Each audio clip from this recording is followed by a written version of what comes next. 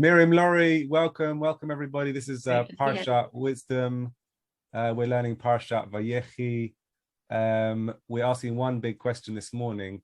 Why is blessing so important? And how do we learn that out from this week's Parsha? Welcome, Miriam. Thank you. It's great to be with you. Okay, well, in this week's Parsha, we have a lot of blessing, mainly from one person, Jacob, Israel, as he's called in this Parsha. We find him on his deathbed, so it's quite a long, drawn-out deathbed. It kind of seems to be over several years.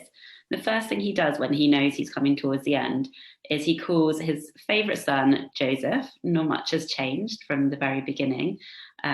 Maybe the family's come to a place of acceptance that he's the favorite. And Yaakov blesses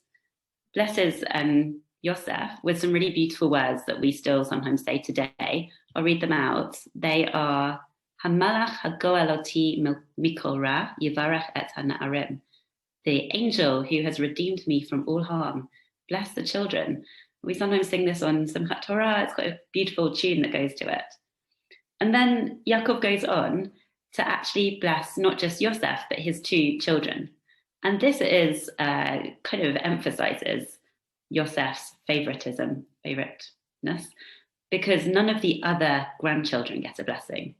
In the rest of the parsha, we see Yaakov bless all of his other 11 sons, but Yosef's two children get this extra double blessing, and that goes ahead. When they settle the land of Israel, they get their own double portion of land, whereas everyone else gets one portion.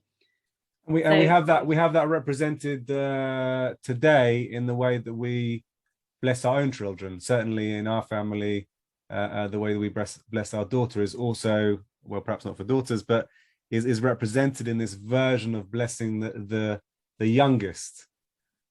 You bless your youngest first. We only have one child. You have one. As in, sorry, the way we bless tiny children. It's an aspect that's represented in this week's parsha. It is, and in fact, that's where we start. Yeah, it's an instruction in Pasuk Chaf, in verse 20.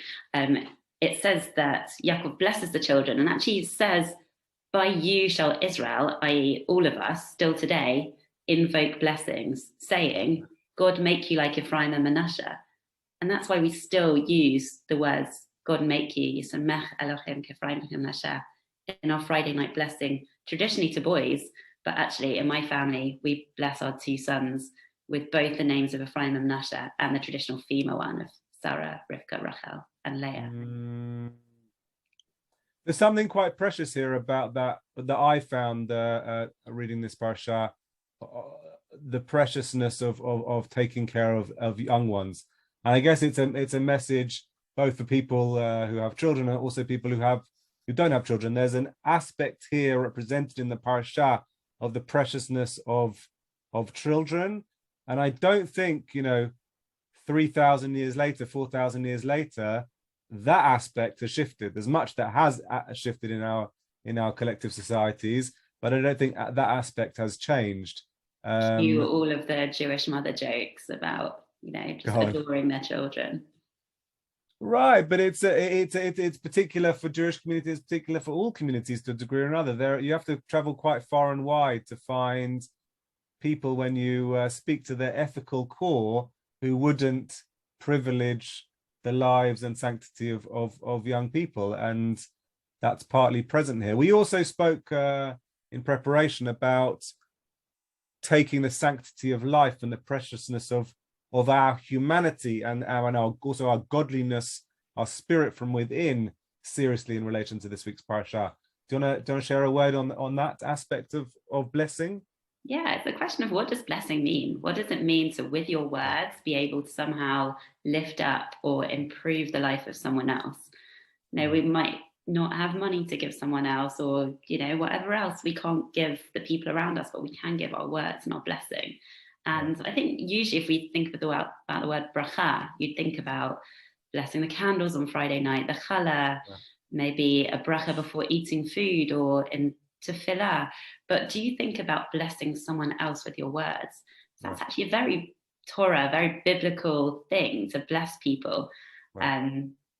Baruch Hashem is a phrase that's used a couple of times in the Torah. Actually, interestingly, from Yitro once, who's not Jewish. But blessing each other, like this, and this really comes in this Sedra where Yaakov on his deathbed thinks that he can bless all of his sons, and we too can do that today with words of lifting people up. We also spoke about this aspect that you have to come to this parsha from a place of strength. I feel like if you're going to offer blessing, actually you said something interesting about this. You have to come from a place of blessing. You mentioned kind of that sense that your cup is overflowing. It might be then pertinent that we do this blessing on Shabbat. So it's a time where we act as if on the seventh day that all of our work is finished. And perhaps that enables us to understand the fullness of our own lives, and from that place offer blessing. That seems important here too. If you don't have a full jug, how can you pour into someone else's cup? So It's about having self-esteem. It's about recognizing what we've got ourselves, about feeling a sense of, yes, I am created in God's image, and I can reflect that onto someone else. I know we're talking bigger than children, and I think both of us feel very conscious of not everyone having children, wanting children. But when it comes to people with little kids like you and me, during the week, we can get so frustrated with our kids. They can be maddening.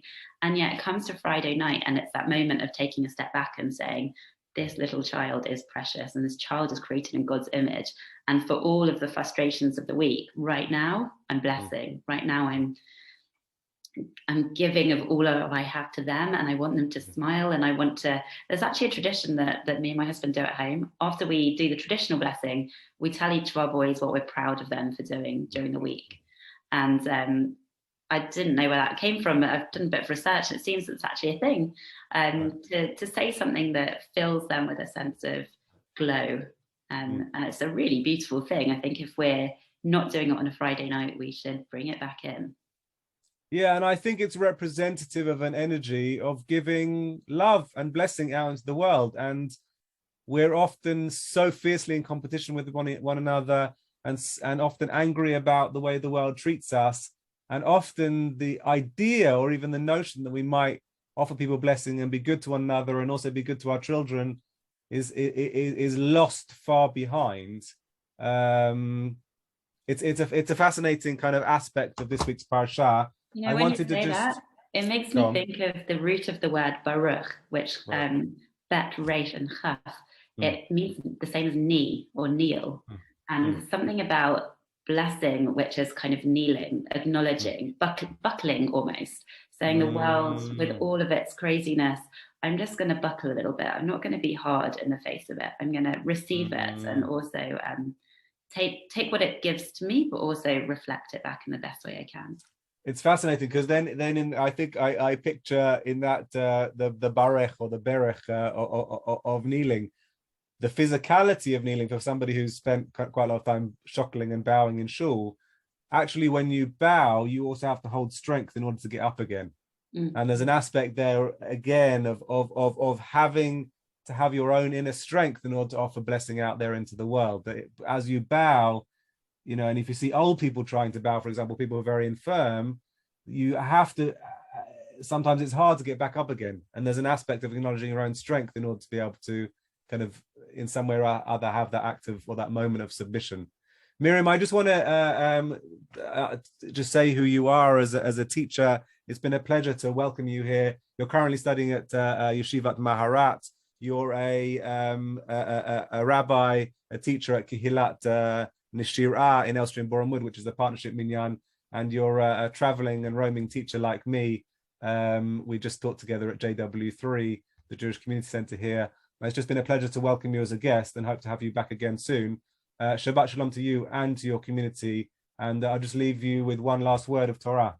Well, the words got to be, bless you. Bless you, bless your community, and bless this Shabbat. Lovely. Thank you. Lovely to welcome you. Shabbat Shalom. Shabbat Shalom.